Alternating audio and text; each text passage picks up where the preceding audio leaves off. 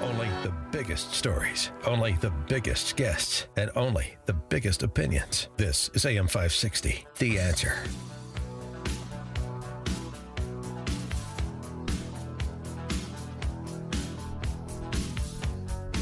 Top of the morning, Dan, and in for Amy J. This morning, John Cass, johncastnews.com. We got a little golden earring in the new year. I like that. Unfortunately, we've had to tackle a lot of ugliness, and I'm not just talking about Oregon's defense the other day against Ohio State. By the way, John, did you see that Will Howard, the quarterback for Ohio State, was blocked from getting up on the podium with his team as they were celebrating the Rose Bowl victory? Did you see that? Who blocked him? Satan? No, there's video of it. It's Satan. It's just, I don't know, some functionary with I don't know if it's with the bowl, the bowl organizers, or it's a corporate functionary, and they can't deal with people expressing their only black athletes can have Jesus in their lives. Well, that Will Howard, the quarterback of Ohio State, thanked his Lord and Savior Jesus Christ after winning the Rose Bowl. He had a great game. He's the quarterback. He had a great game. They blew out Oregon. They're going to the semifinals, and the rest of the team is on the stage, and this guy won't let him get up on stage, where he should be part of the central cast in the shot there. It's bizarre. I don't know that it had anything to do with what he said, but it is bizarre that happened. Anyway, just pointing attention to it. Maybe somebody can get an answer from one of the powers that be. Won't the New York Times go in depth in this and explain to us? Yeah, right. Well, the ugliness aside, there are some positive things that we have seen already this new year that are making their way around, so we want to draw attention to them. And one of those positive things is happening in North Carolina, thanks to the Amish. Who needs FEMA when you have the Amish? What he's talking about is the 12 tiny homes located in the parking lot of Cornerstone Summit Baptist Church. Henry says when he saw the homes being built, he had to come by and find out who was doing it. I was talking to Aaron, was the name of the Amish gentleman leading the crew that was here, and Aaron explained to me, that they are here to build these temporary housing units for people displaced by Hurricane Helene. However, they had to leave at the end of the day. He says there were about 50 men building 12 homes in 2 days, and they got them about 90% done. They actually erected everything from the outside in. They built these foundations, they framed out the walls, framed out the roofs, insulated everything, ran the electrical. Henry says it all started with a man who came to the area from Pennsylvania and saw the damage. That man went to his local Amish community and asked for help. He then raised the money to get them here and build the sheds. Found a local shed company to modify the plans to make these sheds habitable, bring them up to local code with insulation, outlets, light fixtures. Now Henry is working hard to finish the shelters to get them ready for families. It will come fully furnished with beds and propane heaters. And Senior Pastor Reggie Hunt says they aren't done yet. The phone has been ringing hot because people have been driving by and seeing that these were being built. So they plan to build more. This crew's going to come back from Pennsylvania in January and make more. To try to get as many out as possible. These 12 will be going to areas where people are still in tents. Pensacola, Burnsville, Elk Park. Because he says people in the high country deserve to get out of the cold and indoors as the weather keeps setting in. The Amish builders are everything amazing. I mean, they were teenagers and older men that they had a system that I've never seen before that was able to build this. Maybe we should put the Amish in charge of FEMA. They delivered Pennsylvania for Trump. They're helping people in need as a result of Hurricane Helene in North Carolina. Is there nothing the Amish can't do?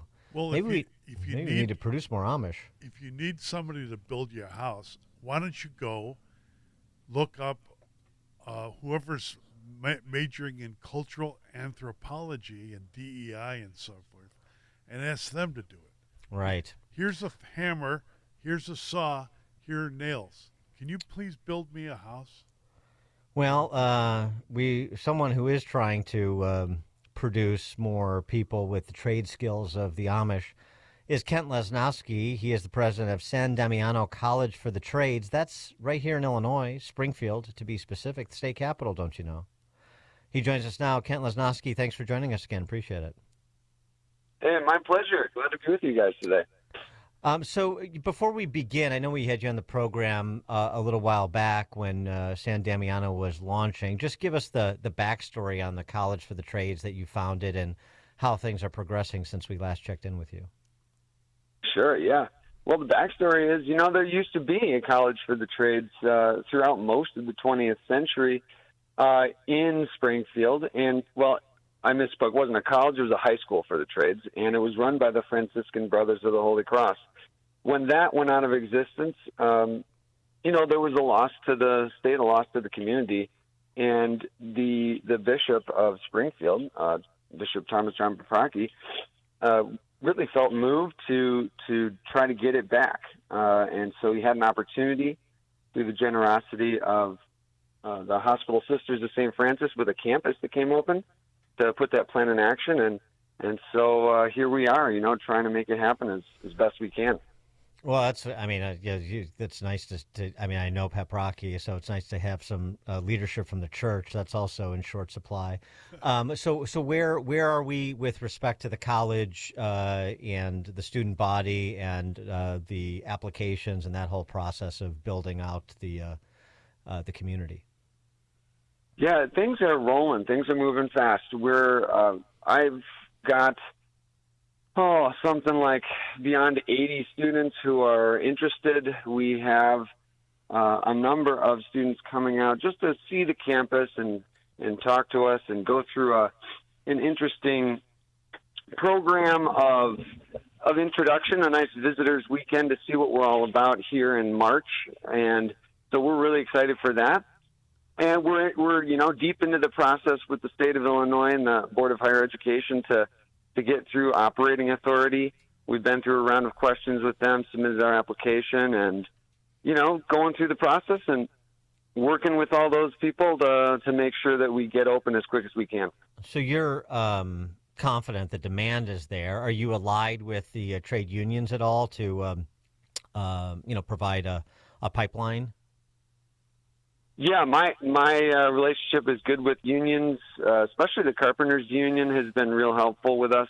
And, look, the unions, they're looking for great people just like non-union contractors are looking for great people. And so when they hear what we're doing, they're excited about it. They want more pre-apprenticeship programs that get guys ready to work, and train them up not just in the skills, but in the character that's needed to make a difference, like those Amish folks that you were mentioning earlier. What kind of, I'm speaking to you as a father of a Local 9 electrician who left University of Indiana to become an electrician because he didn't want to own all that debt, thank God.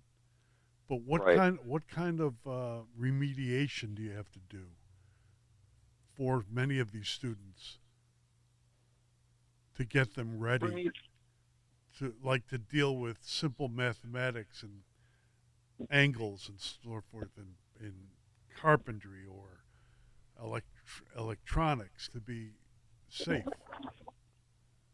Right. Yeah. So there's a certain amount of math that you would expect a student to have, before they can apply and be a qualified student. But there's programs you can do to walk alongside and accompany people if they don't quite have that level yet, but they show a strong interest and they show the real heart that they want to be in this program and be formed according to this way with us. We can accompany with them, but they're going to have a certain level before they can get in, and it's so yeah. There's opportunities online that you can find. We can also tutor them one-on-one, but to get to the level of math you need doesn't take too much work. Basically, we would want someone to have a facility with algebra, and And whether they got that in high school or they have a passion in their heart and they want to go get it with us accompanying them online, either way is fine with me. But they do need to have a certain amount before they can successfully get into the program. How about showing up for work? How about what kind of work do you have to do with the modern student to get them to show up for work and keep their mouth shut at the work? That's my rule. Show up for work early. The boss says be there at 8:30. You're there half an hour earlier. You've had your coffee. You're waiting for him to show up and keep your mouth shut. Show up, keep your mouth shut, and give up the dream of being a social media influencer. There's the other trick. Yeah, I mean, first one there, last one to leave, and those are the kind of guys we're looking for. And so I think there's two. You can't expect to take that guy and magically have a conversion happen when he's at the school. If the guy doesn't want this already, it's going to be hard for him to come to the school and have a magical turnaround. Now, that can happen for some people, but really what we're looking for is people who already have that kind of fire in the belly that they want to get out there and work, and they just need the formation to continue being that kind of person. We're happy to take folks who haven't made that turn yet, but are really excited about it and want it. And I'm interested that you mentioned the whole social media influencer bit, because if you ask young people these days, and there's plenty of surveys around to show this, the dream job they have is not building something. It's not saving people. It's not healing people. It's being a social media influencer. That's actually the dream job of the majority of teenagers this day. It's mind-blowing, isn't it? Because you're not accountable to anything. You're just spouting off. You're like a disc jockey or a talk radio host. Well, it's you get. I mean, it's talk radio host. Right? Yes, right. Yeah. But I mean, what it's again what a society celebrates, it begets. You celebrate social media influencers with profile and money, and you're going to get people that want the profile and money, just like everybody wants to play in the NBA, everybody wants to play in the NFL. I mean, but at some point you realize that it's not going to happen for you. So I guess it's trying to identify those people who want to create, but maybe they're not pithy or attractive enough to do it on social media, and they can do it with their hands in the trades. Yeah, and I think that's really getting at the real truth in this whole thing, right? People, sure, they want to be influencers. A lot of them will tell you it's because they want to be creative and they want to express themselves.